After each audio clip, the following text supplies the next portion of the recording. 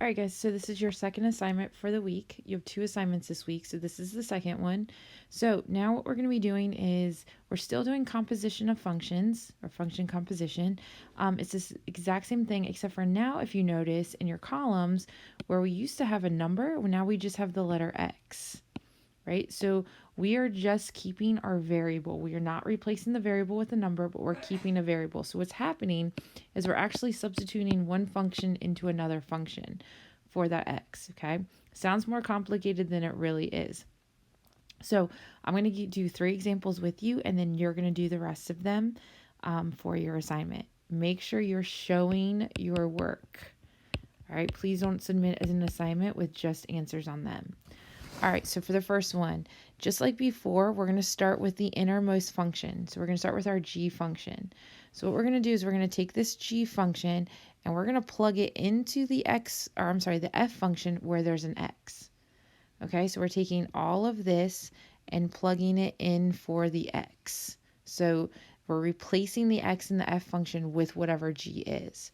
So for this one, this would be 2 and then times x plus 9, because I'm replacing this x right here with what g is. And now I simplify. So I would do distributive property. I get 2x plus 18. And that's the answer for that first part. Okay, and then in this last column, what we're going to do is we are actually substituting the f function into the g function. Okay, so now we're going the other way. So now I'm taking this right here, this 2x, right? This is what I'm going to substitute into the g function where there's an x. So now this is going to be 2x plus 9. Now we try to simplify, but there's nothing I can simplify on that, so that's it. So on this worksheet, all of your answers are going to be some sort of an expression where you have a letter in there, right? You're not going to get just a solid answer like 10 or 12 or 92. We're going to be getting an expression where we have a variable in there, okay? All right, so let's try number 2. So again, in the first one, we're taking the g function. So I'm taking all of this and I'm replacing it and putting it in for x over here, right? So then I have 3x minus 1. That took care of that. And then plus 1. Well, if I have a minus 1 and a plus 1, those are going to cancel each other out. So I'm just left with 3x. All right, and then in this column, we're going to take the f function and we're going to put it into the g function. Okay, so again, we're working with the innermost function, or the letter of the function that's closest to the variable. So we take the f function, so we're going to take all of this and we're going to plug it into the g function where we see an x, right? So this becomes our variable. This whole entire expression becomes our variable, and we're plugging that into our other function. So now we have 3, but instead of just writing x right here, I'm going to write what f of x is. So x plus 1 and then minus 1. So then we have to do simplify this. So we're going to do distributive property. So 3x plus 3 minus 1. So then the 3 minus 1 gives me 3x plus 2 as my answer. Okay, again, your solutions or your answers to these are going to be expressions. Okay, they're not going to be just numbers, they're going to be expressions.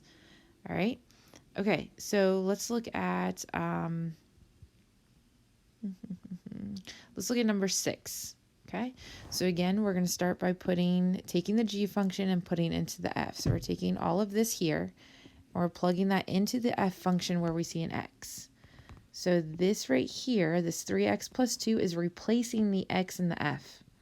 So we have 2, 3x plus 2, and then minus 1.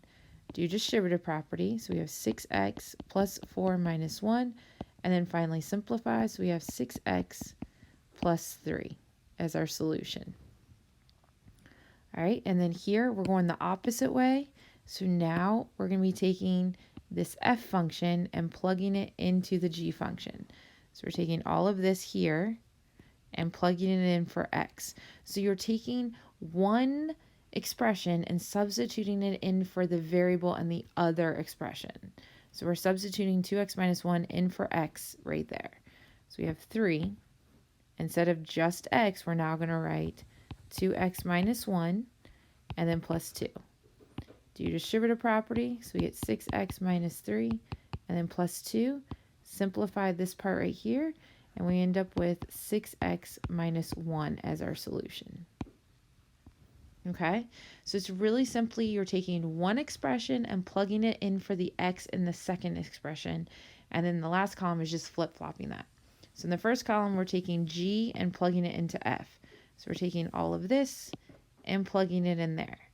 In order to do this one, we take the f function, so we're taking all of this and plugging it into the x into the g function. Okay, so you have the rest of these. So there are 11 problems. I just did 3, so you have 9 left. I'm sorry, 8 left. So make sure you work on those. If you are confused or need more clarification, contact me on Teams. I'll be happy to help. You can rewatch this video if that's helpful as well. This is your second assignment for the week, and you only have 2 assignments this week. So you need to make sure you upload this. Make sure everything is completed and you have all of your work shown. So show work. All right, guys. All right, if you have questions, let me know.